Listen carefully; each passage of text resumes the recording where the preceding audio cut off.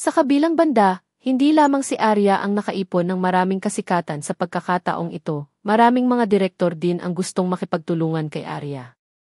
Sa pag-endorso ng Delhi bilang panimulang punto, ang landas ng pagbawi ni Arya ay magiging mas malawak at ang kalidad ng pag-endorso ay magiging mas mataas at mas mataas. Sa pangalan, si Arya ay isang artista ng Brilliant Entertainment. Ang mga upper echelon ng kumpanya ay lubos na nasisiyahan sa kanyang magandang pag-unlad, ngunit hindi maaaring maging masaya si Daniel. Ang kasalukuyang sitwasyon ay taliwas sa kanyang plano.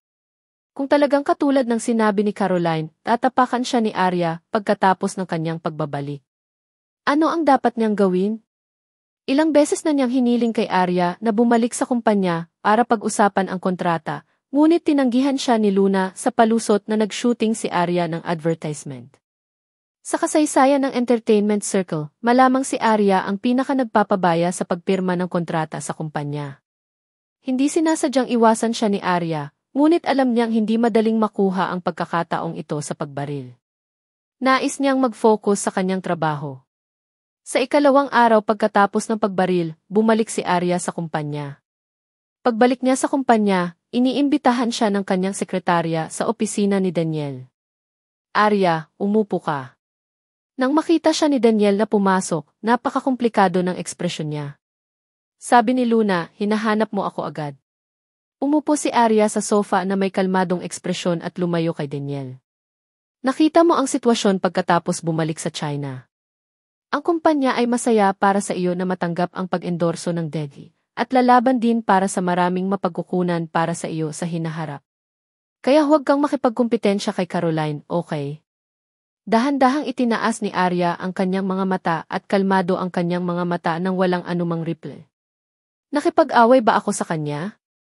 Ano ang wala siyang kakayahang gawin kung gagawin ko ang mga bagay na nangangahulugang inaagaw ko ang mga bagay niya? Hindi kaya lahat ng nasa bilog na mas malakas sa kanya ay may utang sa kanya? Arya, your words, pilit na nilunok ni Daniel ang ikalawang kalahati ng kanyang pangungusap.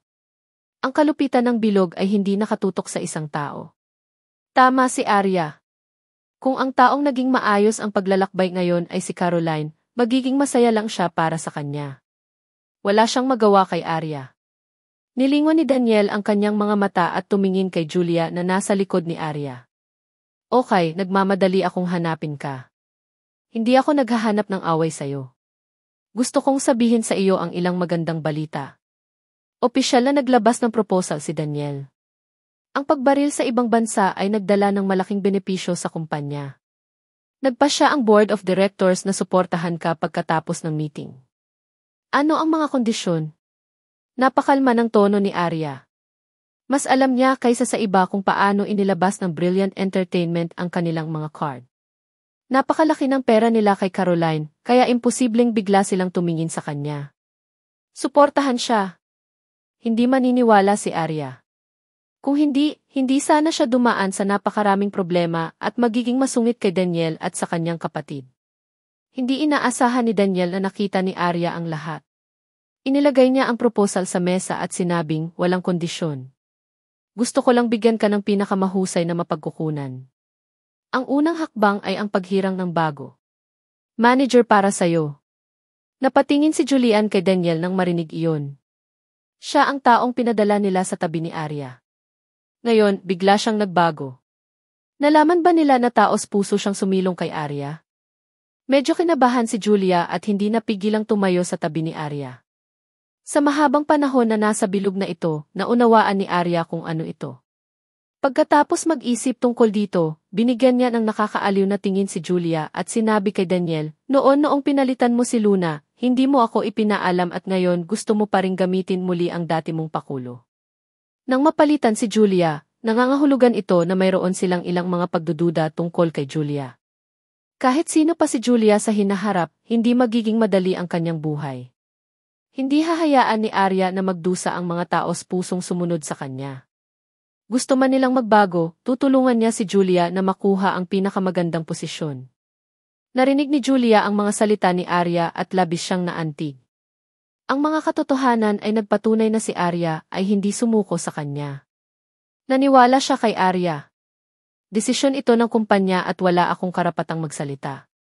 Ngunit makatitiyak ka na dahil handa ang kumpanya na suportahan ka, tiyak na aayusin nito ang pinakamahusay na mapagkukunan para sa iyo. Patuloy siyang kinukumbinsi ni Daniel, lahat ito ay para sa iyong kinabukasan. Kung gayon kailangan mong sabihin sa akin kung sino ang bagong manager, tama ba? Patuloy na nagtanong si Arya, paano kung hindi siya kasing profesional ni Julia? Huwag kang mag-alala dyan. Siya ay napakakaranasan at opisyal na makikipagkita sa iyo sa loob ng ilang araw. Sa oras na iyon, maingat ding aayusin ang iyong schedule. Magpahinga ng mabuti nitong mga ilang araw at hindi ka magkakaroon. Isang komportableng bakasyon sa hinaharap.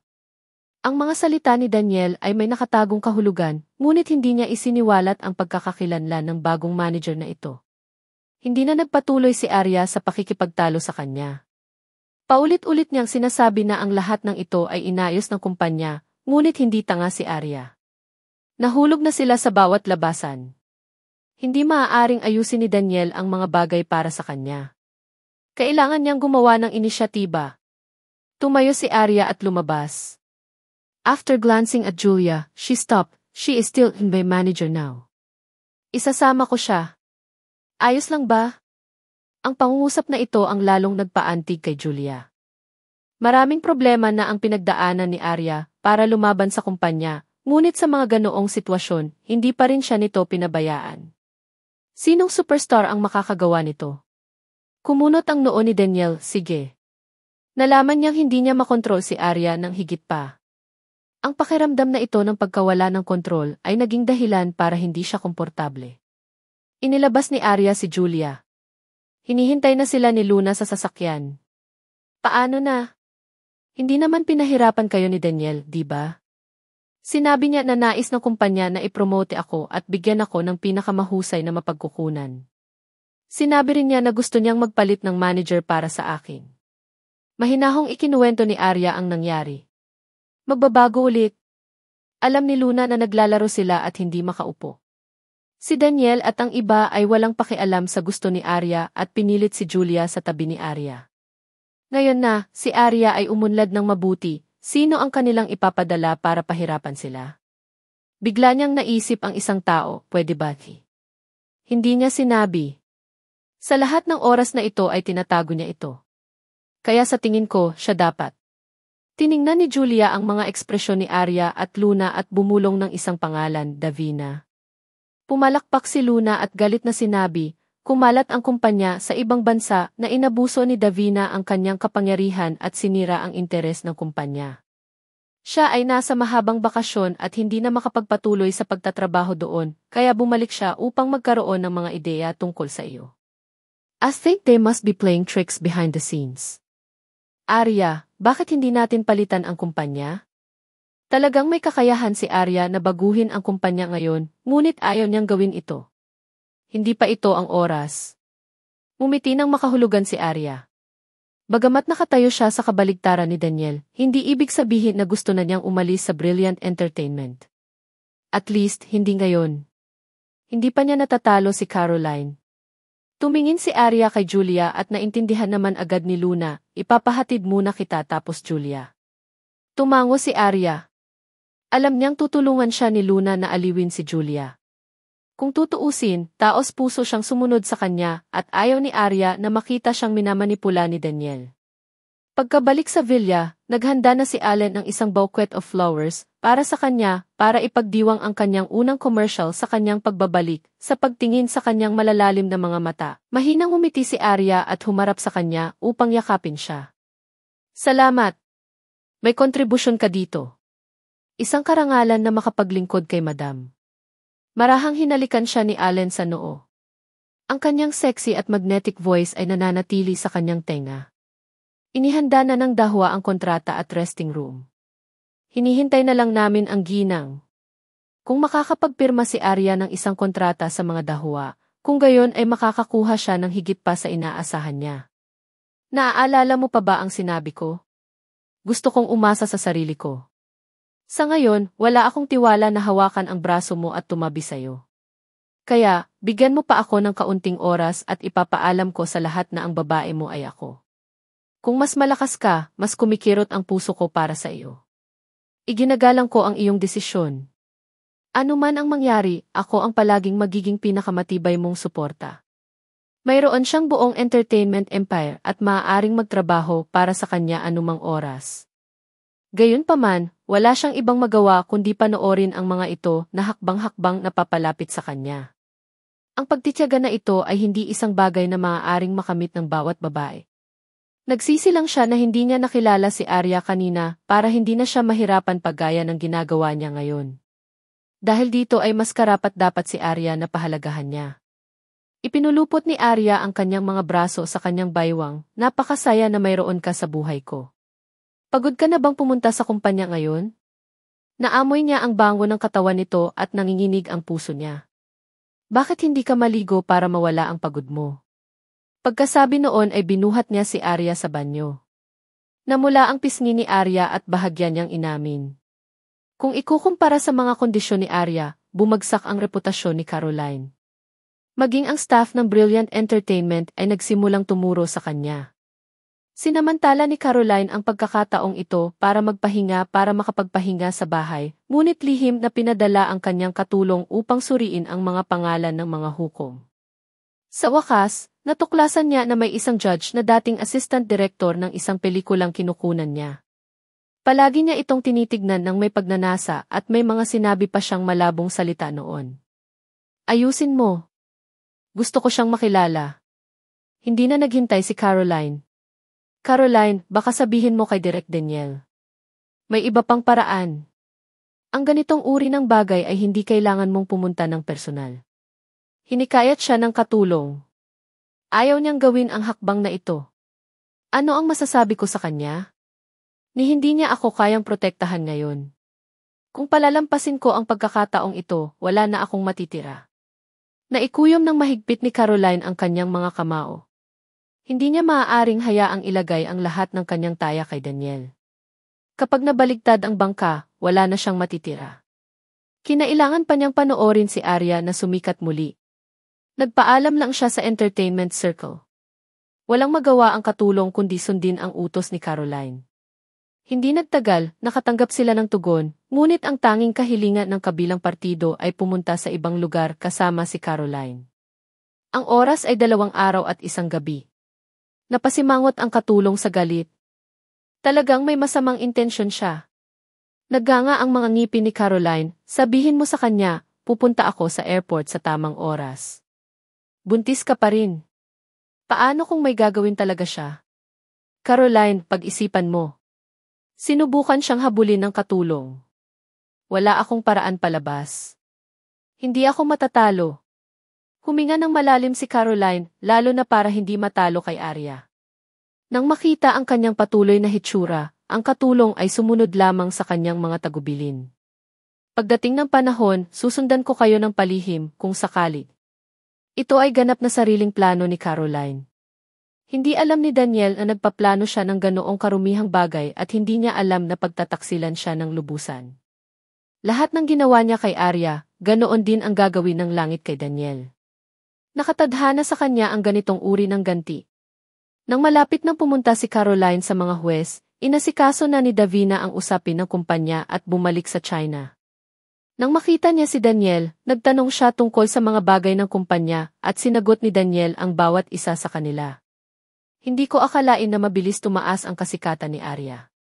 Saan siya nakatira ngayon? Sabik na sabik si Davina.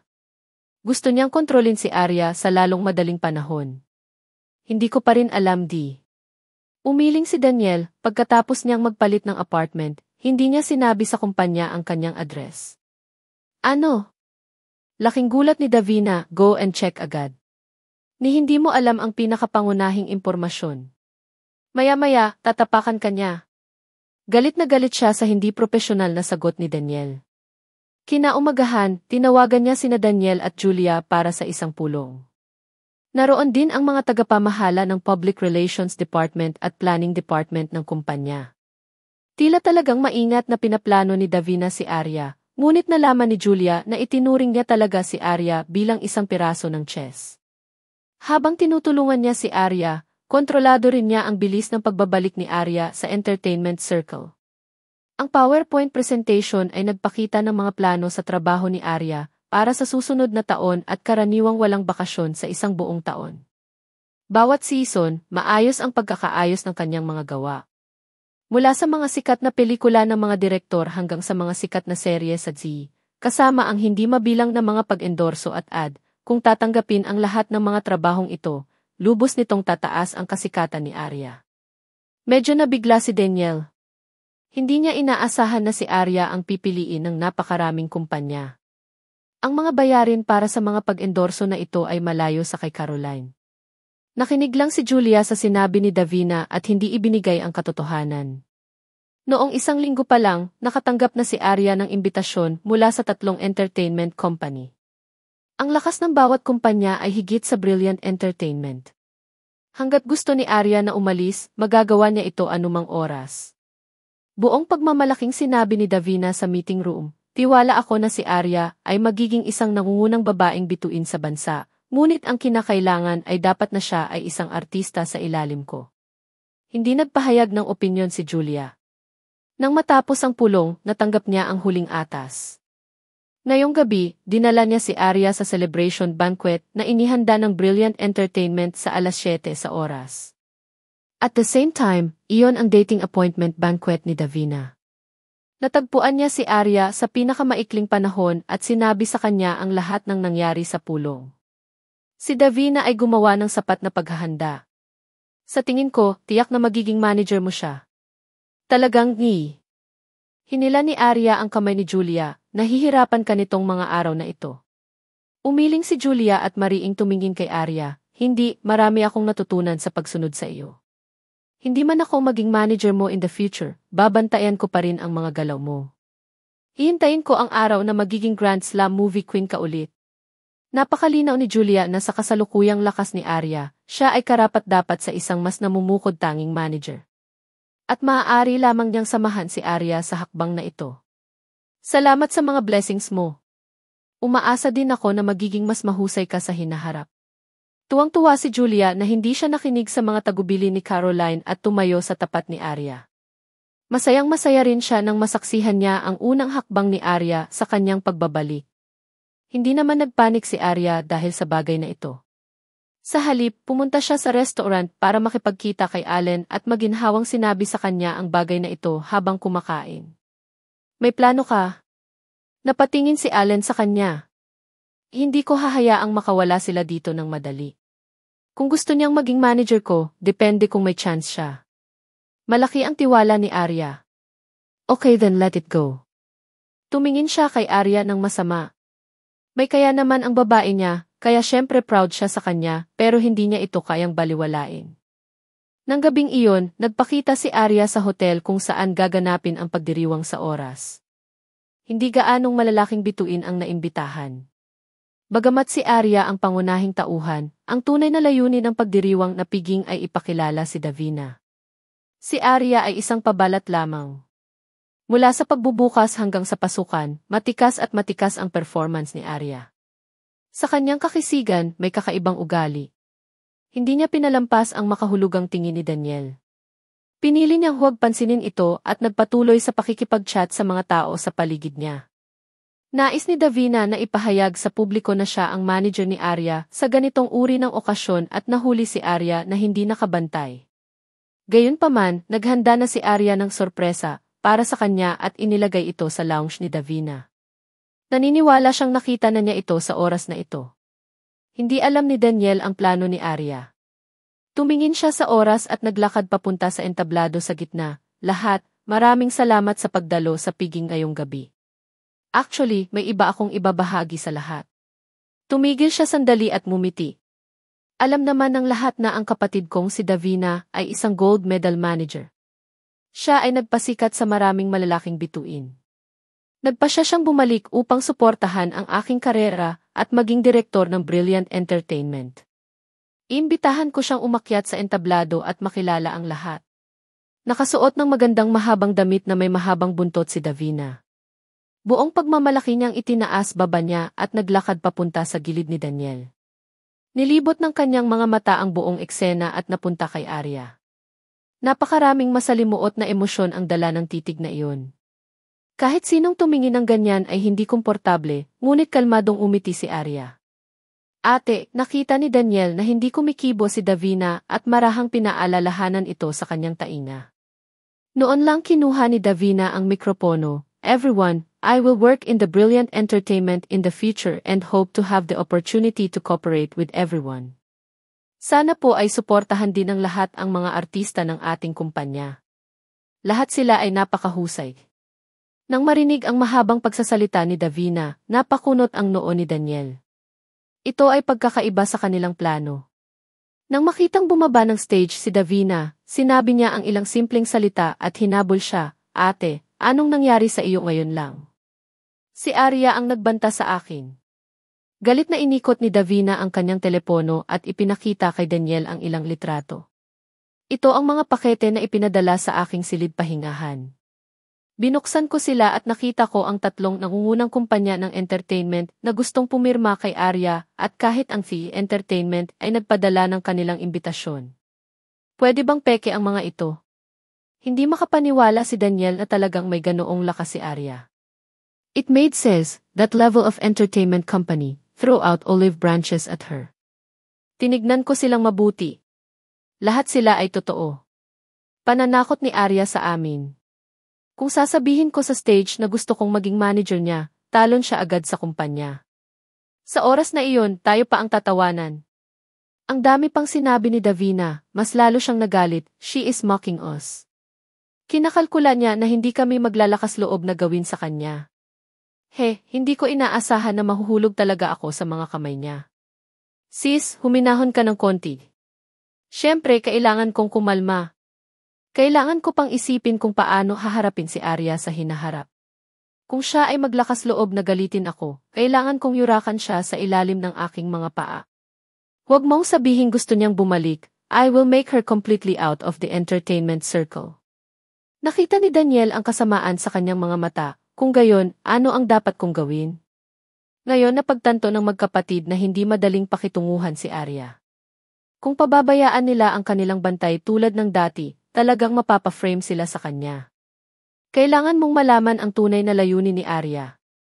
Gusto ba niyang mamatay si Caroline o gusto niyang mamatay ka? Pagkasabi nito ay galit na umalis si Davina dala ang kanyang handbag. Ang bitag na itinayo ay sinira ni Arya. Hindi niya kayang lunukin ang galit na ito. Galit na galit si Daniel sa kanyang puso. Ang Arya sa kanyang memorya ay napakadaling manipulahin. Paano siya? Hayaan mong pumunta si Arya sa lounge. Utos ni Daniel sa assistant niya. Makalipas ang ilang minuto, pinapasok ni Arya si Luna. Ano iyon? Ayon sa hula ni Arya, nakita na nila ang sorpresa, kaya hindi sila nangahas na ipahayag sa publiko na si Davina ang magiging manager niya sa harap ng lahat. Ako ba tinatanong mo?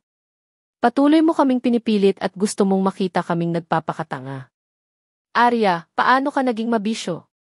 Huminga ng malalim si Daniel at itinuro si Luna at sinabing, noon kapag sinira niya ang kumpanya, hahayaan kong mawala ang nakaraan dahil sa iyo, ngunit ngayon ay pinilit mo akong labanan.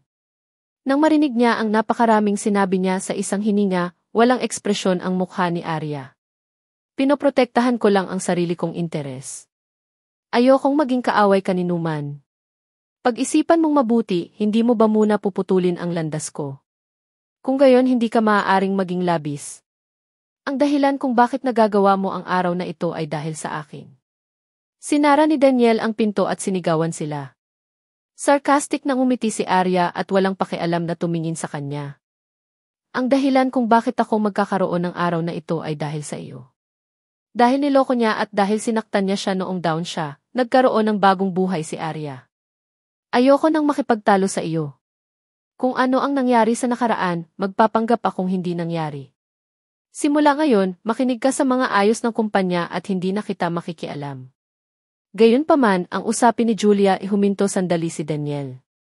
Kailangan mong palitan ang iyong manager. Hindi niya maaaring payagan si Arya na hadlangan ang kanilang mga plano ng hakbang-hakbang. Hindi maaaring maging manager ko si Julia, ngunit kailangan mong hayaan siyang umalis ng kumpanya ng ligtas at maayos. Kalmado ang tono ni Arya, ngunit may dala itong aura na hindi matatawaran. Okay, promise. Tiningnan ni Daniel si Arya na may malalim na kahulugan, nagbago ka na. Ikaw ay naging kakilakilabot at maging napakabisyo. Ako ay masama? Hinangaan ni Arya ang kanyang katalinuhan, dapat tingnan mong mabuti ang mga tao sa paligid mo. Ang kapatid mo at si Caroline, hindi ko maihahambing sa alinman sa kanila. Bakit hindi ninyo purihin si Caroline sa isang okasyon tulad ngayong gabi? Kakabalik lang ni Caroline sa bansa at may jet lag pa siya. Pinandilatan ni Daniel si Arya na para bang may nagbabantay sa kanya. Hindi mo naman ako kailangang tingnan ng ganito. Wala akong planong gawin sa kanya.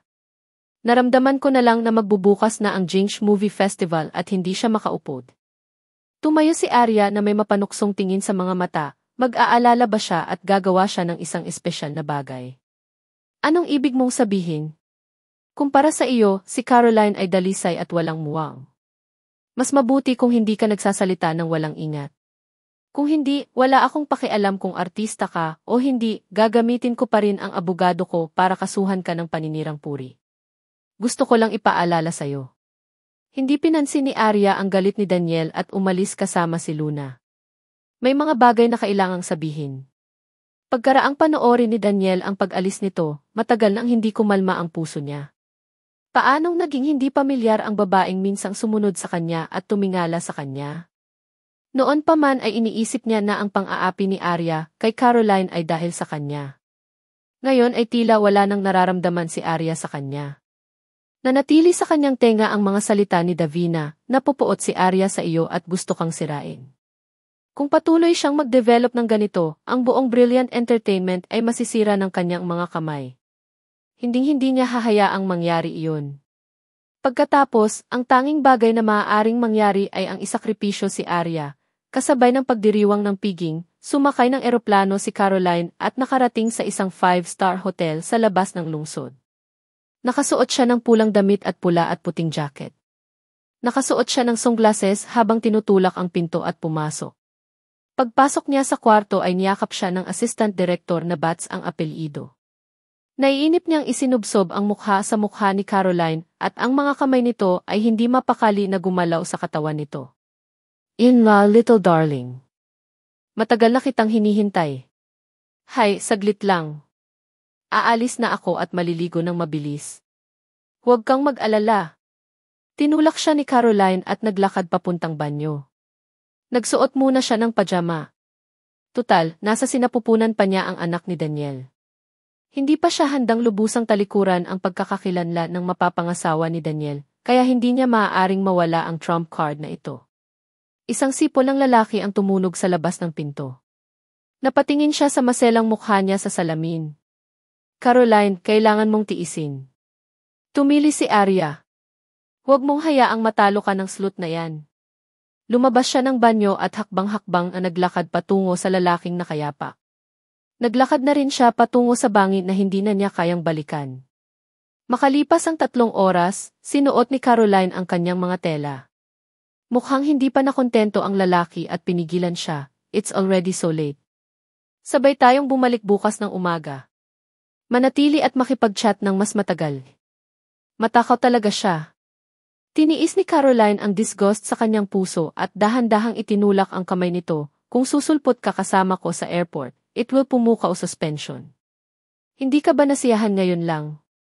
Ang kanyang mga daliri ay gumuhit ng isang bilog sa paligid ng kanyang dibdib, hanggat maaari mong hayaan akong manalo ng Golden Spear Award, natatakot ka pa rin ba na hindi ka magkakaroon ng pagkakataon sa hinaharap? Ang mapang-akit niyang tono at mukha ay nagpatango ng nakakaloko kay Director Bats, okay. Tutulungan talaga kita. Gayunpaman, hindi mo makakalimutan na ako. Hinawakan ng kamay nito ang baywang ni Caroline at nag-aatubili itong umalis. Pagkalabas ni Caroline ng kwarto ay nanlamig ang buong katawan niya. Hindi niya alam kung bakit napunta siya sa ganitong hakbang. Ang lahat ng ito ay kasalanan ni Arya. Nag-aapoy ang mga mata niya sa galit at puot. Pagkalabas ng hotel ay mabilis siyang sumakay sa kotse ng katulong. Tara na! Kung babalik tayo ng huli, pagdududahan tayo ni Daniel. Naintindihan na niya ang schedule ni Daniel. Sigurado siyang hindi siya pupunta sa apartment. Napakaputla ng mukha mo. Gusto mo bang pumunta muna sa ospital? Takpe namang tanong ng assistant. Hindi na kailangan. Ikinaway ni Caroline ang kanyang kamay at naglagay ng malamig na ekspresyon. Siguradong hindi ako magpapatalo. Gusto niya ang Jinx Movie Queens Award at gusto niya si Daniel, ang lalaking ito. Hanggat naiintindihan niya ang mga patakaran ng bilog na ito, walang makakalampas sa kanya, pati na si Arya. Nalalapit na ang pagbubukas ng Jinx Movie Festival, ngunit napakadali ng buhay ni Arya, dahil hindi lang niya naresolba ang usapin ni Julia, nakakuha din siya ng isang espesyal na ahente. Nakasuot siya ng pambahay habang nakaupo sa sofa at nagbabasa ng magazine. Madalas niyang sumulyap sa lalaking abala sa pagtatrabaho sa kanya, sa ilalim ng lampara sa tabi niya. Ang mga dokumento sa harap ni Allen ay pawang mga imbitasyon kay Arya mula sa iba't ibang malalaking brand at production team. Gaano man kalaki o kaliit ang kabayaran, isa-isa itong babasahin ni Allen. Matapos niyang isaalang-alang ang mga pakinabang at disadvantage ng bawat liham ng paanyaya, ipinamahagi niya ang imbitasyon. Sa tabi ko, magaan ang pakiramdam ko. Ngunit ito ay huli na. Tingnan natin ulit bukas, okay? Nag-aalala si Arya sa kalusugan ni Caroline. Lumapit siya at kinurot ang balikat niya. Kahit na napaka-charming mo kapag nagtatrabaho ka, hindi ko talaga kayang hayaan kang magpuyat para sa akin. Ayos lang. Hindi ako pwedeng manatiling walang ginagawa. Binigyan siya ni Allen ng nakakapanatag na tingin. Marahan niyang hinila si Arya sa kanyang mga braso. At para sa iyo, kailangan kong tingnang mabuti. Napakahalaga nito sa pagbabalik ni Arya. Ang kanyang kasalukuyang kalamangan ay napakalinaw. Kailangan niyang samantalahin ang sitwasyon. Sa ilalim ng lampara, ang kanyang mukha sa gilid ay nagpakita ng ilang determinasyon. Allen, huwag mo akong pagsikapan. Maaawa ako sa iyo.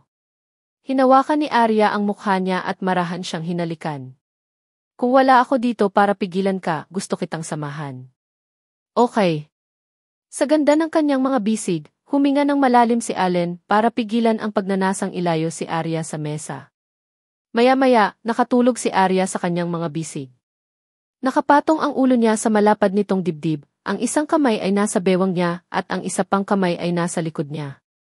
Nang makita siyang mahimbing na natutulog, kinuha ni Allen ang isang dokumento mula sa liham ng paanyaya sa mesa. Ito ay isang dokumentaryo sa direksyon ni Jacob Swan.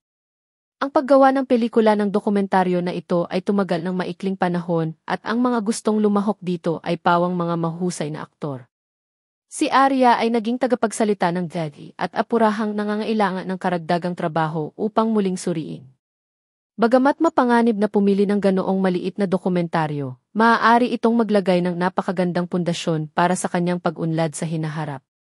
Ang malawak na landas ng pag-arte at magagandang pagkakataon ang magiging pinakamalaking bentahe niya kumpara sa ibang mga babaeng bituin. Sa sandaling nanalo ang sugal, mahirap hulaan ang landas ng bituin ni Arya. Bahagya siyang umiti at pinatay ang ilaw. Binuhat niya si Arya sa kwarto. Hahayaan niyang makuha ng babaeng ito ang lahat ng gusto niya at worth it siya para gawin niya iyon. Kinabukasan, sinabi ni Allen kay Arya ang kanyang desisyon. Isang dokumentaryo. Napakurap si Arya at nakangiting tumango. Sige, kukunin ko na. Bakit hindi mo ako tanungin kung bakit? Tiningnan siya ni Allen na parang ang tiwala ng maliit na babaeng ito sa kanya at umabot sa hindi maisip na antas. Pinili mo ito para sa akin. Siyempre kukunin ko. Siniseryoso ko ito ng husto. Pakyut na yumakap si Arya sa kanyang liig at nagpaut ng labi para halikan ang medyo balbas na mukha nito. Alam kong isa kang prinsipe na kayang lampasan ang lahat ng hadlang para sa akin. Naniniwala ako sa iyo ng walang kondisyon. Binuhat siya ni Allen at tinignan. Ang kanyang mga mata ay puno ng layaw. Alam mo ba na ang iyong mga salita ay gagawin akong isang hayop? Para siyang diwata na nahulog sa mortal na mundo. Bawat galaw niya ay nakakaganyak at naaakit sa kanya. Salamat sa iyong papuri, Mr. Jones. Kaya lang wala akong manager ngayon. Kung bigla kong hihilingin sa kumpanya na kunan ang dokumentaryo na ito, tiyak na tututol si Daniel at ang iba pa. Isa pa, sa personalidad ni Davina, siguradong susubukan niyang pigilan ang mga ito. Baka masira pa niya ang pangalan ni Arya sa panig ng direktor. Tumango si Allen bilang pagsang-ayon. Naisip ko rin ito kaya tutulungan ko muna kayong pag-usapan. Kapag opisyal na itong naayos, maaari mong ipaalam sa kumpanya. Tulungan mo akong pag-usapan ito. Nanlaki ang mata ni Arya. Hindi niya akalain na balang araw ay tutulungan siya ni Allen na magsalita tungkol sa kontrata. Hindi ka naniniwala sa kakayahan ko. Kusa namang sumimangot si Allen. Agad namang umiling si Arya. Hindi. Masyado lang akong masaya. Kung tutulungan mo akong magsalita, makakakuha ako ng 2 beses sa resulta sa kalahati ng pagsisikap. Pero ayokong gumawa ka ng sobra para sa akin. Ang kanyang orihinal na intensyon ay hindi nagbago. Kung aasa siya sa lakas ni Allen para makabalik, hindi talaga sa kanya ang lahat. Gusto niyang maging makapangyarihang reyna ng pelikula at hindi isang florera tulad ni Caroline. Naiintindihan ko ang ibig mong sabihin. Huwag kang mag-alala, hindi ko isisiwalat ang aking pagkatao. Hayaan mo lang akong magtrabaho para sa iyo minsan at maging isang espesyal na manager. Ayos lang ba? Ang kanyang sinseridad ay nagpakilos kay Arya. Iniunat niya ang kanyang mga braso at niyakap siya ng mahigpit, para makapagpakasal sa iyo, dapat na ako ay isang babaeng bayani sa aking nakaraang buhay. Ang swerte ko na pakasalan ka. Kung pumayag ka, handa akong gawin ito. Napatingin si Allen sa kayakap niya at ngumiti. Ang bawat desisyon na ginawa niya ay iginagalang ang iniisip ni Arya. Ito ang pinakanaantig ni Arya. Wala siyang dahilan para tanggihan si Allen. Kung tutuusin, asawa niya ito. Bukod dito, kung hindi niya ibunyag ang kanyang pagkakakilanlan sa direktor, hindi ito maiugnay sa dahwa. Gusto lang niyang ibahagi ang kanyang pasanin. Sige, hihintayin ko ang iyong magandang balita, ang aking espesyal na ahente. Napasandal si Arya sa dibdib at matamis na ngumiti. Hindi maitago ng kanyang mga mata ang kanyang emosyon. Kinaumagahan, nakatanggap ang Brilliant Entertainment ng invitation letter mula sa Jinx Movie Festival. Inimbitahan nila ang 2 babaeng bituin, sina Caroline at Arya. Nominado si Caroline bilang female lead ng pelikulang Is Dream Inside the River.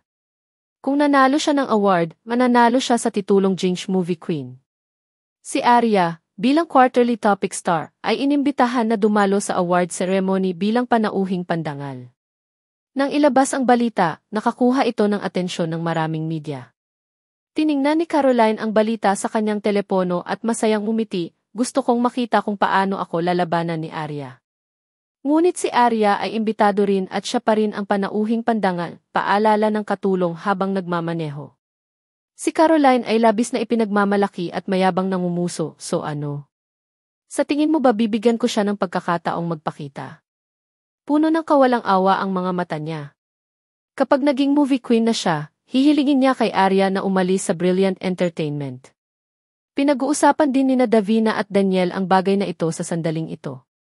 Ate, kung dadalo si Arya, tiyak na papansinin siya ng media at baka makahukay pa ng balita na ayaw niya sa atin. Nag-isip sandali si Daniel. Sa tingin ko hindi natin hahayaang lumitaw si Arya. Naintindihan mo na rin sa wakas. Noong nakaraang piging ng selebrasyon, kasama namin naglaro si Arya. Sa pagkakataong ito, tiyak na hindi namin siya mabibigyan ng pagkakataong dumalo sa seremonya ng parangal. Tandaan, si Caroline lang ang inimbitahan ng mga organizers. Sabi ni Davina at itinapon ang isa sa mga invitation letter sa basurahan. Pinuto ni Arya ang sarili niyang ruta sa pagtakas at hindi niya kami masisisi. Kung nakinig siya sa akin at hahayaan akong maging manager niya ng tahimik, hindi ko siya tratuhin ng ganito. Nakakalungkot na hindi niya naiintindihan ang mga patakaran ng bilog na ito. Malamig na ngumiti si Davina, movie queen na sobrang galit ay gustong bumalik. Hindi ito ganoon kadali. Tumango si Daniel nang marinig niya ito. Sa puntong ito, ang pinakamasayang tao ay si Davina. Ito ay isang hindi inaasahang sorpresa na si Caroline ay nagkaroon ng pagkakataong manalo ng Movie Queen Award. Bago ito, si Davina at ang upper echelons ng kumpanya ay sumuko na. Si Direk Daniel, si Direk Davina, si Miss Caroline ay dumating na sa kumpanya. Kumatok ang sekretarya sa pinto at pumasok. Imbitahan mo siya. Napaisip naman si Davina at tinulak si Daniel. Hindi, bumaba ka at tulungan mo siya. Manatili sa kanya. Nang matapos siyang magsalita, lumitaw ang figura ni Caroline sa pintuan ng opisina. Ano ang pinag-uusapan ninyo? Nandito si Daniel para sunduin ka. Walang kahit katiting na intensyon si Davina na sisihin si Caroline sa pagsulpot niya sa pinto ng walang sabi-sabi. Sa halip, binati niya ito ng napakainit, "Congratulations Caroline, maghanda kang mabuti sa paglalakad sa red carpet. Siguradong mabibigla mo silang apat at mapapabagsak mo ang titulo ng movie queen ng sabay-sabay."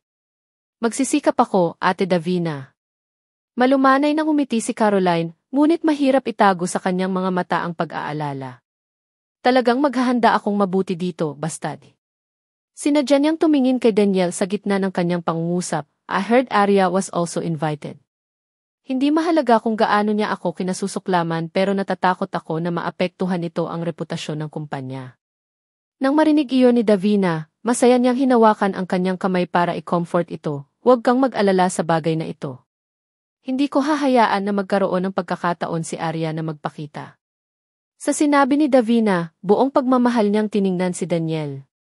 Ngayong nasa kanyang mga kamay na ang lahat ng kanyang swerte, tuluyan nang natalo si Arya. "Mabagal kayong magsalita. Bababa muna ako." Tila nakita na ni Davina ang talunang tingin ni Arya. Kampante siyang lumabas ng opisina. "Daniel, sa tingin mo ba makukuha ko ang titulo ng movie queen?" Tumingin siya kay Daniel ng may pag-asa. "Hindi ko rin alam." Tiningnan siya ni Daniel ng makahulugan. Alam na alam niya ang lakas ni Caroline. Para ma-nominate siya, gumastos siya ng malaking pera, ngunit hindi kasi siya ang feedback na natanggap niya. This time nang bigla niyang natanggap ang nomination invitation, medyo nagulat siya. "Daniel, anong ibig mong sabihin? Ayaw mo ba akong maging movie queen?" Bahagyang napaatras si Caroline, hindi natural ang ekspresyon niya. "Siyempre, gusto kong manalo ka ng award. Kakaiba nga lang ang bagay na ito." "Ikaw ba?" Inabot niya at pinulupot ang braso niya sa biwang ni Caroline. Ang kanyang mga mata ay nagtago ng mapang-asar na tingin. Puno ng pananakot ang ganoong titig, "Sana hindi. Napakakomplikado ng bilog na ito. Alam na alam nating lahat na wala kang ginagawang nakakapagpasaya sa akin." "Daniel, tinakot mo ako." Napakurap si Caroline at nagpumigla sa pagkakayakap. "Hindi kita maintindihan. Kalimutan mo na." "Wala. Sana masyado akong nag-isip." Napatingin si Daniel sa tiyan niya at muling ngumiti. "Nag-almusal ka na ba?" Alam ni Caroline kung paano tumingin sa mga mata ng mga tao. She pouted at umarte na parang spoiled na bata. "Hindi pa ako nakakain. Gusto kong kasama ka kumain." Marahang hinawakan ni Daniel ang kamay niya at dinala siya sa restaurant sa labas. Nagmistulang pandikit ang dalawa, ngunit sa puso ni Caroline, isang binhinang demonyo ang umuugat at sumibol. Ang kanyang ambisyon at pagnanais ay nagpawala sa kanyang isip. Habang sila ay nagmamahalan, ginamit ni Davina ang kanyang pinakamabilis na bilis para isil ang imbitasyon ni Arya sa kumpanya. Ibinunyag din niya sa mga upper echelons ng kumpanya ang tungkol sa intensyon ni Arya na huminto sa kanyang trabaho sa panahon ng pagdiriwang na piging. Gumawa pa siya ng chismis na matagal ng balak ni Arya na umalis sa Brilliant Entertainment. Bilang isang resulta, ang mga upper echelons ng kumpanya ay labis na hindi nasisiyahan kay Arya. Kung ikukumpara sa kanila, napakakalma ni Arya. Natapos niya ang pagsasapelikula ng TV advertisement ayon sa kanyang mga kaayusan sa trabaho. Kasabay nito, nakatanggap ng tawag si Luna mula kay Nasha. Sinabi niya na ang kanyang kumpanya ay may isang public service promotional film na gustong masangkot si Arya. "Okay, pumayag ako." Naisip ito ni Arya, kamusta ang kumpanya? Pumunta doon si Caroline kaninang umaga. Narinig kong napakayabang niya at pinakikinggan siya ni Daniel at ng kapatid niya sa bawat salita niya. Naguguluhan ako. Anong uri ng pamantayan mayroon ang mga hukom na iyon? Maaari nilang i-nominate siya gamit ang kanyang husay sa pag-arte, o may malilim silang pakikitungo sa kanya. Mahinahong umiti si Arya, hayaan mo siyang mabuhay sa sarili niyang bangungot. Kapag natapos na ang award ceremony, malalaman ng buong mundo ang katotohanan. Tama, balita ko inimbitahan ka rin ng organizer sa award ceremony. Ngunit tila walang natanggap na balita ang kumpanya. Hinala ko si Davina at ang iba pa ay may ginagawa sa likod ng mga eksena. Habang nagsasalita si Luna, lalo siyang nagalit, naging napakarumi ang bilog na ito dahil sa pagkakaroon ng mga taong ito. Huwag mo silang alalahanin. Basta imbitado ako ng organizers, may karapatan akong humarap sa award ceremony.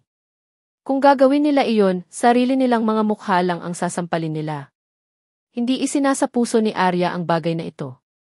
Sa halip, iniisip niya ang tungkol sa dokumentaryo. Luna, narinig mo na ba si Derek Jacobs once? Hindi ba siya kumukuha ng documentary? Arya, gusto mo bang makatrabaho siya? Mukhang nagulat si Luna. Mukhang hindi ito ang estilo ni Arya. Akala niya pipiliin ni Arya ang ilang court films na iyon. Kukunin ko ang dokumentaryo na iyon, Butterfly Shadow. Magili na umiti si Arya, tinulungan ako ni Allen na pumili nito. Sinabi ko na sa iyo. Putukan natin ito. Ang kanyang panlasa ay hindi isang bagay na maihahambing ng mga ordinaryong tao. Sa pagtulong ni Allen kay Arya na mag-isip ng mga ideya sa likod niya, naramdaman ni Luna na para siyang uminom ng tableta para kumalma. Paano magiging katapat ng presidente ng Dahua ang isang payaso na tulad ni Davina? Ngunit dumating ang problema. Kahit na nagpa siya silang magbid, maaaring hindi sumang-ayon ang mga upper echelon ng kumpanya. Ngayong nagkaroon na ng pagkakataon si Caroline na agawin ang Movie Queen Award, hindi hahayaan ng upper echelons ng kumpanya si Arya na pumili. Mas maganda ang chess piece nila. Hahanap ako ng pagkakataon na itaas ito muli. Pinag-isipan itong mabuti ni Arya. Hindi nila mapabayaan ang kanilang pagbabantay. Ito ang pinakakritikal na sandali. Bago ang seremonya ng parangal, huwag kumilos ng padalus-dalos. Gusto mo bang humanap ako ng masusunod kay Caroline at humanap ng ebidensya na naglalaro siya sa likod niya? Palaging nararamdaman ni Luna na ang bagay na ito ay hindi kasing linis ng tila. Kung hindi naglaro si Caroline, tricks behind her back, paano kaya nagkaroon ng ganitong sitwasyon? Hindi muna sa ngayon. Kung talagang gumawa siya ng isang bagay at hayaan si Daniel na matuklasan ito ng personal, ito ay mas mabuti. Ayaw makialam ni Arya at hindi siya interesadong malaman kung anong uri ng bitag ang inihanda ni Caroline para sa kanya sa kanyang likuran. Kung gumamit siya ng maruming paraan para makuha ang posisyon ng movie queen, mas marami siyang mawawala. Sa anumang kaso, ang huling trump card ay nasa mga kamay pa rin ni Arya. Wala kang trabaho ngayon at ibabalik kita sa villa? Luna pouted, sa oras na ito, dapat hindi pa nakakaalis sa trabaho ang Mr. Jones mo, di ba? Napangiti si Arya. Kailangan niyang mag-overtime ngayon. Balak ko siyang samahan. Nagpalit siya ng puro colored casual outfit sa kotse at sinuot ang sombrero, paano na? Napaka-normal ba? Paano magiging normal ang figura at mukha mo? Maliban na lang kung naging invisible ka, kapag pumasok ka sa Dahua, magiging headline ka na ng entertainment news bukas. Mumiti si Luna at tinukso si Arya. Kung gayon, ano ang dapat nating gawin? Medyo nanlumo si Arya. Gusto niyang bigyan ng sorpresa si Allen, ngunit bigla niyang napagtanto na hindi isinapubliko ang kanilang relasyon, kaya hindi siya nagkaroon ng pagkakataong makasama ito ng lantaran. Sa sandaling ito, lumiwanag ang screen ng kanyang telepono. Si Allen iyon. Kalahating oras na huminto ang sasakyan ng iyong assistant sa ibaba. Nasira ba ang sasakyan? Ang tono na ito ay puno ng espesyal na kahulugan. Wala, gusto ko lang umakyat para makita ka. Pagbaba ko, natatakot akong makilala ako ng iba at maapektuhan ka, mahinang sagot ni Arya. Wala na ang sorpresang gusto niyang ihanda. Nakaupo ang lalaki sa maluwag na opisina. Agad namang lumuwag ang seryoso niyang mukha. Inabot niya at isinara ang laptop sa mesa. Pwede mo akong makilala kahit kailan mo gusto. Magpapadala ako ng isang tao sa ibaba para sunduin ka. Pero napakaraming tao ng kumpanya mo. Okay lang ba? Nag-aalalang tanong ni Arya. Sandali lang, Mrs. Jones. Sumenya si Allen sa kanyang katulong. Tumayo siya at pumunta sa restroom para magbuhos ng isang basong juice para sa bagong kasal niya. Kababalik lang ng kanyang gwapong figura sa opisina ng si Arya ay dinala doon ng kanyang assistant. Hindi ko inaasahan na ang elevator ng kumpanya mo ay napakalihim. Tiningnan ng mabuti ni Arya si Allen at sadyang tumingin sa paligid. Hindi kaya sinasadya mong mag-iwan ng lihim na daanan para makapasok sa kumpanya ang mga babaeng artista? Hindi ba pwedeng lalo ko itong inihanda para sa iyo?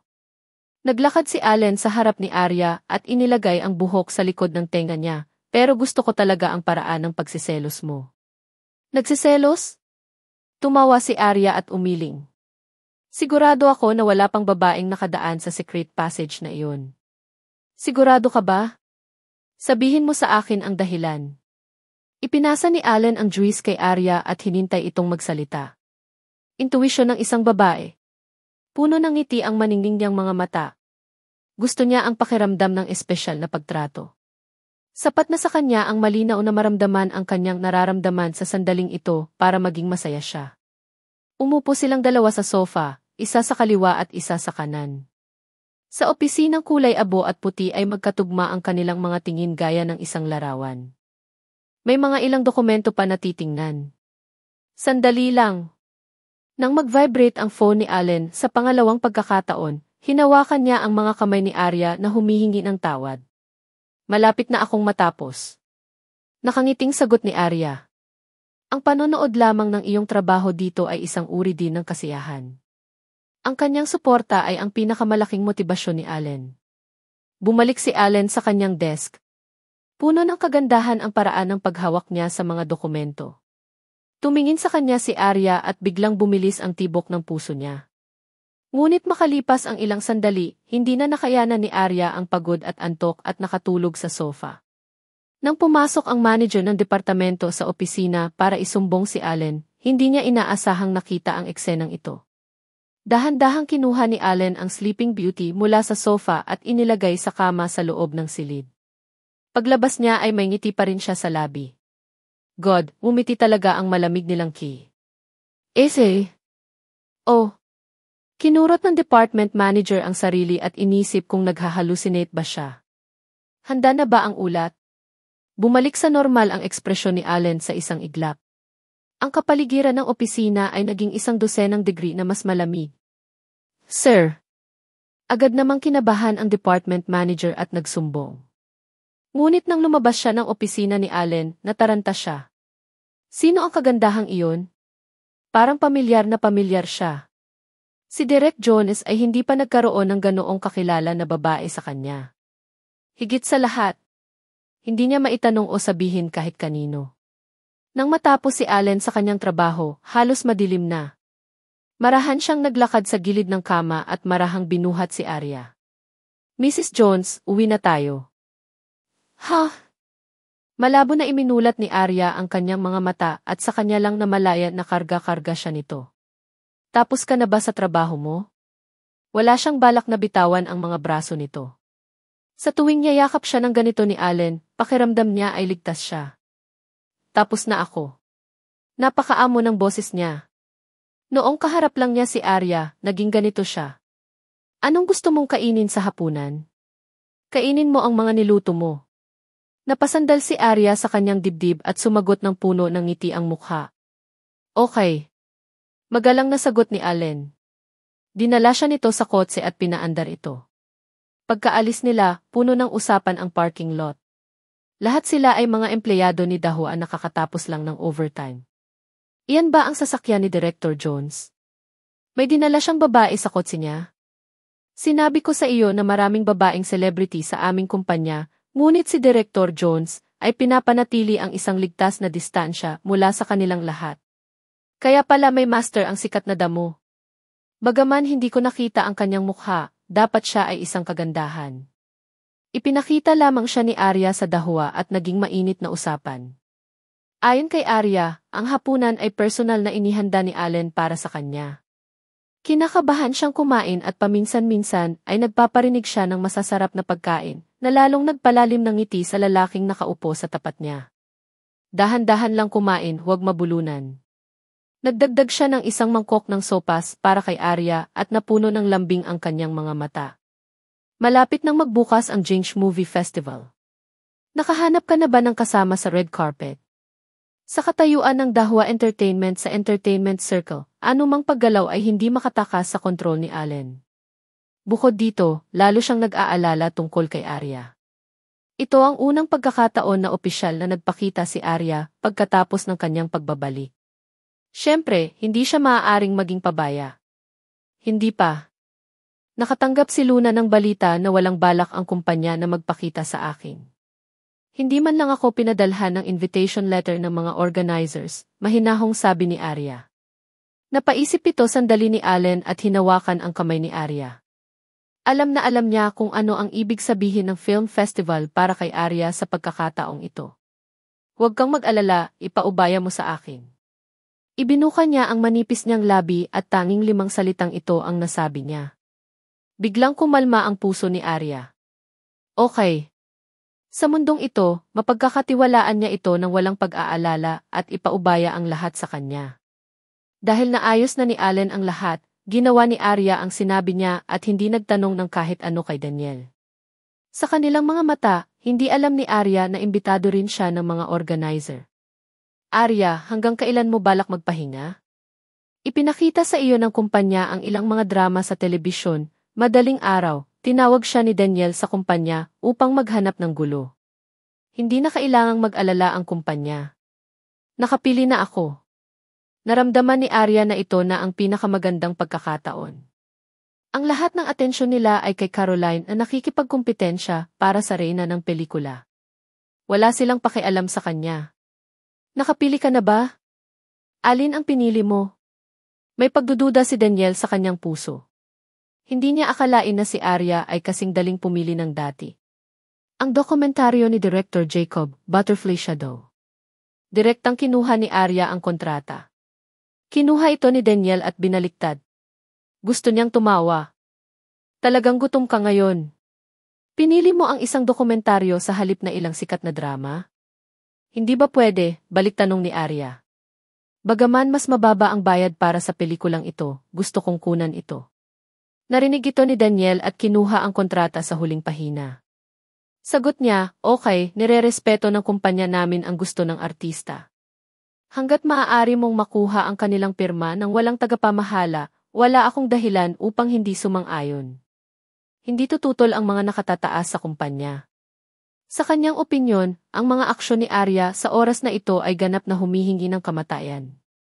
Paano magkakaroon ng hinaharap sa shooting ng naturang pelikula? Not to mention her comeback, baka malugi pa ang kumpanya. Inubos niya ang kasikatan na naipon niya sa sobrang kahirapan. Para sa kanila, ito ay talagang isang magandang bagay. Kailangan mo lang pag-isipang mabuti.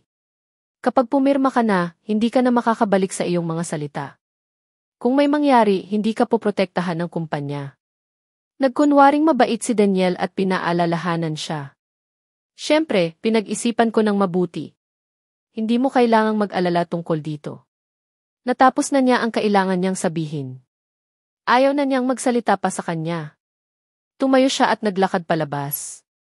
Arya, hindi pa huli ang lahat para bumalik ka ngayon. Huwag masyadong extreme. Hikayatin ko ang aking kapatid na babae na magpakita ng awa sa iyo. Si Arya ay hindi nakaimik sa sukdulan. Huminto siya at lumingon para tingnan ang mukha ni Daniel. Hindi ko kailangan ng awa mo. Pakiramdam ko mas malala ang sitwasyon mo kaysa sa akin. Arya, huwag kang magpasalamat. Ang sinasabi ko sa iyo ngayon ay dahil sa aking mga damdamin noon. Ano ang mapapala mo kung paulit-ulit mong i-provoke ang kapatid ko at ang kumpanya? Hanggat handa kang aminin ang iyong pagkakamali, ipinapangako kong hahayaan kung lumipas ang nakaraan. Bibigyan kita ng pagkakataong makabalik. Habang nagsasalita si Daniel, mas lalo siyang nababalisa. Naramdaman na lang ni Arya na napakatawa ng kanyang mga sinabi. Gustong-gusto niyang tanungin siya, nang magplano sila laban sa kanyang likuran, hindi ba nila naisip kung paano haharapin ang bagay pagkatapos na ito ay malantad? Naiinis siya sa itsura niya. Ako lang ba ang nakagawa ng lahat? Lumayo ang mga mata ni Arya sa kanyang mukha at bumaling upang buksan ang pinto at lumabas. Ang kanyang likod ay determinado na hindi lamang nag-alala si Daniel, ngunit tila alam din niya na itinago nila ang imbitasyon. Kakaalis lang ni Arya nang makasalubong niya si Caroline sa koridor. Hinubad ni Caroline ang sunglasses at humarang sa daan ni Arya, kalalabas mo lang sa office ni Daniel. Hinanap mo siya kaninang madaling araw. Wala itong kinalaman sa iyo. Sumagot si Arya ng isang simpleng pangungusap at nagplanong laktawan si Caroline. Nagmamadali ka bang umalis? Hindi tama yan. Hindi ka nakatanggap ng imbitasyon mula sa Jinx Movie Festival at wala kang manager na tutulong sa iyong makipag-ayos ng partnership. Ikaw ay karaniwang isang walang trabaho na gumagala ngayon. Puno ng tinik ang kanyang mga salita. Itinulak niya si Arya ng may pagmamalaki. I advise you to treat me better. Marahil ay magsasabi ako ng ilang magagandang salita para sa iyo sa harap ni Daniel. Hindi nakaapekto sa mood ni Arya ang kayabangan ni Caroline. Nang matapos siyang magsalita, malamig na napaawang ang mga labi ni Arya, movie queen na umaasa sa katawan niya para ma-promote, proud ka ba? Agad namang natigilan si Caroline. Kung nakatanggap man ako ng imbitasyon o kung may shooting ay sarili kong bagay. Mas mabuting bahala ka sa sarili mong mga bagay. Sa bilog na ito, walang pader na hindi tumatagas ng hangin. Marahang itinulak ni Arya si Caroline. Hindi niya pinalampas ang gulat at kaba sa mga mata ni Caroline at dahan-dahang umalis sa Brilliant Entertainment. Nagalit si Caroline sa mga salitang ito at nanginginig ang lahat. Nag-aalala siya na may alam si Arya at naging sobrang kabado at sensitive. Kakapasok lang ni Arya sa parking lot nang huminto sa kanyang harapan ang isang marangyang supercar. Ang driver ay si Allen mismo. Bakit ka nandito? Nagulat at natuwa si Arya. Pakiramdam ko may nag-iisip tungkol sa akin. Tinapik niya ang manibela, ngayon ako ang magiging driver mo. Mumisi si Arya, hindi ko kayang magmaneho ng ganoong karangyang kotse. Akin ay sa iyo. Tumingin sa kanya si Allen at mumiti. Inikot niya ang ulo niya at tinapakan ang accelerator. Hinahangaan ni Arya ang gwapong mukha ni Allen nang nakatutok ito sa pagmamaneho. Nang huminto ang sasakyan sa high-end business district, tinanong niya, saan tayo pupunta? Malalaman mo kapag nakapasok na tayo. Pinagbuksan niya ng pinto si Arya at hinawakan ang kamay nito habang naglalakad sila papasok sa isang luxury clothing store. Mr. Jones, handa na ang mga damit. Sumama ka sa akin. Hindi naman nagulat ang shop assistant nang makita niyang inakay ni Allen si Arya papasok sa tindahan. Parang kilala niya si Allen at alam niya ang relasyon nila. Okay lang ba na sabay tayong lumabas at lumabas dito? Bulong ni Arya sa tenga niya. Lumingon si Allen at sumagot, ang tindahang ito ay kontrolado ng dahwa. Tumango si Arya. Alam niyang laging detalyado ang ginagawa ni Allen. Dinala sila ng mga tauhan sa isang hilera ng wardrobe. Dalawa lang ang damit sa bawat wardrobe. Isa para sa mga lalaki at isa para sa mga babae. Ang pagkakagawa ng bawat damit ay sobrang pinong at eleganteng. Tingnan mo kung may gusto ka. Marahan na tinapik ni Allen ang balikat ni Arya. Ang lahat ng ito ay pinili ayon sa kanyang kagustuhan, ngunit ang huling desisyon ay kailangang ibigay sa kanyang asawa. Ito ay Nasilaw si Arya. Walang babae ang hindi magugustuhan ang magagandang damit. Lalo na sa ganoong kapaligiran, pakiramdam niya ay siya na ang pinakamasayang prinsesa sa mundo. Ito ang unang pagkakataon na maglakad ka sa red carpet pagkatapos mong bumalik. Siyempre, kailangan mong sumikat. More importantly, invited din ako. So, I think we need couple's dress. Ito na siguro ang pinakamahal na damit ng mag-asawa sa mundo. Natouch si Arya na halos maiyak. Palaging binibigyan siya ni Allen ng mga mainit na sorpresa. Subukan ang isang ito. Hinawakan ni Allen ang kamay niya at malumanay na nagtanong. Bagamat hindi pa oras para isapubliko ang kanilang relasyon, ayaw niyang itago si Arya. Sila ay mag-asawa at ito ang unang pagkakataon na sila ay nagkaroon ng pagkakataong dumalo sa parehong seremonya. Sana ay maramdaman ni Arya ang kanyang pagmamahal. Saan man ito naroroon, laging kasama niya ang puso niya. Ngumiti si Arya at hinalikan si Allen sa gilid ng mukha niya. Hintayin mo ako. Napatingin siya sa silver pink na damit na may malinis na dibdib sa fitting room. Namangha siya sa kagandahan nito. Napakaganda ng mga dekorasyong diamante mula sa kanyang kaliwang balikat hanggang sa kanyang palda. Gamit ang pink na gasa, siya ay tumingin parehong eleganteng at maamo. Isinuot ito ni Arya at perpektong pinatingkad ang kanyang magandang figura. Matapos makapulupot ang kanyang buhok, nalantad ang kanyang mapuputi at maselan na collarbones. Kasama ang isang simpleng square diamond necklace, mukha siyang anghel. Lumabas si Arya sa fitting room. Hindi niya pinalampas ang pagkagulat sa mga mata ni Allen. Napakaganda nito. Nagpalit lang siya ng suit. Ito ay isang purong kulay abo, mga palamuting diamante sa mga manggas, at isang mapusyaw na kulay rosas na pattern sa dibdib. Ito ay isang perpektong tugma para kay Arya.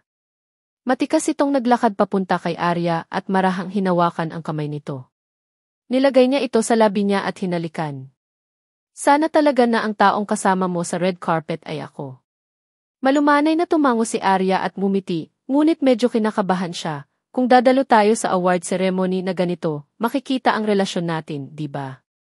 Ang mga reporter na iyon sa entertainment circle ang pinakamasigasig sa pagsitsismis. Ayaw ni Arya na maging Mrs. Jones sa mata ng labas ng mundo. Bahagyang hinigpitan ni Allen ang kamay niya, huwag kang mag-alala tungkol dito. Napakaraming female celebrities ang gustong makarelasyon sa kanya all this time. Gayunpaman, hindi rin mahina ang public relations team ng Dahua Entertainment. Ang mga babaeng inaprubahan niya lang ang kwalipikadong tumayo sa tabi niya. Hanggat nais ni Arya na umasa sa kanyang sariling lakas upang patunayan na siya ay tugma sa kanya, si Allen ay maghihintay. Gagawin niya itong pinakanakasisilaw na reyna sa mundo at tatayo sa tuktok kasama niya. Nga pala, napag-usapan na ang kontrata sa crew ng Butterfly Shadow. Kailangan ko lang ng pirma mo. Umiti siya at iniulat ang resulta ng kanyang trabaho kay Arya. Ang kahusayan sa trabaho ni Assistant Jones ay talagang napakataas. Umiti si Arya at tumingin sa kanya. Kung gayon nakita ba nila ang iyong pagkakakilanlan? Palagay ko hindi. Hinangaan ni Allen ang kagandahan ni Arya at nagtaas ng kamay, kung gusto mo, ito na. Okay. Talagang nagustuhan ni Arya ang estilo ng damit na ito at kasama ang katotohanan na ito ang una niyang damit ng mag-asawa kasama si Allen. Nahihiya niyang binuhat ang palda niya at naglakad papunta sa changing room. Kapag kailangan niyang magsumikap at mag-improve, si Allen ay mananatiling nasa tabi niya. Ito ang pinakamalaking suporta para kay Arya. Pagkatapos niyang magpalit ng damit ay hinihintay na siya ni Allen sa labas. Nakatayo siya sa harap ng French window habang nasa kaliwang kamay ang kanyang telepono. Unti-unting nagdilim ang kanyang mga mata. Sigurado ka? Nagpakita ang kanyang ekspresyon ng isang mapanganib na senyales. Dahan-dahang naglakad si Arya. Narinig ni Allen ang mga yabag kaya napalingon siya. Hinilan niya ang kamay ni Arya at ibinaba ang telepono. Kung may gagawin ang kumpanya, pwede ka muna. Kaya kong bumalik mag-isa. Hinawakan ni Arya ang kamay niya at nag-iisip. Problema mo yan. Naririnig ni Arya mula sa kanyang boses na labis siyang nalungkot. Nabalitaan ng staff ng Dahua na sinasanay ng Brilliant Entertainment ang mga bagong recruit. Ang lahat ng kanilang mga kinakailangan ay halos kapareho sa mga personal na kinakailangan ni Arya noong siya ay nagdebut. Kahit na ang mga bagong recruit na ito ay mukhang Arya sa isang tiyak na lawak. Normal para sa mga kumpanya ng kompetisyon na magkaintindihan ang mga galaw ng isa't isa, ngunit nang makita ng mga empleyado ng Dahua ang mga mukha ng mga bagong recruit, naramdaman nilang hindi ito ganoon kasimple. Dapat alam mo kung ano ang ibig sabihin nito. Kumunot ang noo ni Allen. Kung hindi lang sa plano ni Arya, talagang gusto niyang i-flat agad ang third-rate acting company na iyon. Gusto nilang ayusin ang mga bagong tao na mag-debut at gamitin ang kanilang kalamangan sa edad para supuin ako. Kalmadong pagsusuri ni Arya. Wala siyang emosyon sa puso niya. Sa estilo ng paggawa ng magkapatid na Parker, hindi nakakaiba sa kanila ang pag-uugaling ganito. Nang makitang hindi apektado si Arya sa bagay na ito, bahagyang nabawasan ang galit ni Allen. Hinila niya si Arya para maupo at seryosong sinabi, kung kinakailangan, maaari akong magpadala kaagad ng isang tao upang gumawa ng mga hakbang. Ang lakas ng loob na ibuli si Arya ng ganito, akala talaga nila masyadong mahaba ang buhay nila. Naantig si Arya sa kanyang sinabi. As long as she said a word, babaguhin ng lalaking ito ang buong entertainment industry para sa kanya anumang oras. Gusto kong makita kung hanggang saan sila makakarating. Kahit na maingat si Arya, wala talaga akong kalamangan sa edad ngayon. Bagamat maaaring baguhin ang pag-arte, maraming mga bagong tao sa industriya ng entertainment bawat taon. Kailangan kong gawin ang aking sarili na makayanan ang pagsubok. Kung hindi, hindi ko makukuha ang talagang gusto ko. Tumingin si Allen sa mukha niya at bumuntong hininga, lagi kang malakas kaya masakit ang puso ko. Paminsan-minsan ay umaasa siya na si Arya ay maaaring maging mas maaasahan, ngunit kung siya ay magiging umaasa sa kanyang kakayahan, ito ay hindi na siya. Sa oras na ito, para siyang bulaklak ng lotus sa bundok na niebe. Sinisikap niyang lumaki sa bangin, naghihintay sa araw na mamulaklak. Dahil si Davina at ang iba pa ay lihim na naghahanda para sa bagay na ito, si Arya ay maaaring magpahinga ng 2 araw at magpahinga sa bahay. Dahil sa katahimikan niya, hindi mapakali si Daniel. Panay ang tingin niya sa paghingi ng leave ni Luna sa kumpanya at sinabi kay Davina na nakaupo sa harapan niya. Malapit na ang gabi ng red carpet. Magiging masyadong maayos ba ang panig ni Arya? Hindi magandang maging medyo. Kung pupunta siya sa kumpanya, siguradong malalaman niya ang invitation letter at ang training namin sa mga baguhan. Mas maganda kung hindi siya magpakita sa sarili niya. Binaliktad ni Davina ang schedule ng red carpet night, huwag nang maglaan ng oras sa paksang ito. Kapag may oras ka, samahan mo si Caroline at paghanda ang mabuti. Maging ito ay makeup o pananamit, ito ay dapat na walang palya. Sa ngayon ay sa wakas ay nagawa ni Caroline na manalo ng isang round na may matinding kahirapan. Siyempre, kailangan niyang manalo ng maganda. Alam ko. Ibinaba ni Daniel ang kanyang telepono. Aayusin ko ang isang tao na tingnan muli ang schedule ni Arya upang matiyak na hindi siya lalabas sa gabi ng red carpet at maapektuhan ang ating mga plano. Napangiti si Davina na may kasiyahan. Huwag mo siyang bigyan ng pagkakataong baguhin ang mga bagay-bagay.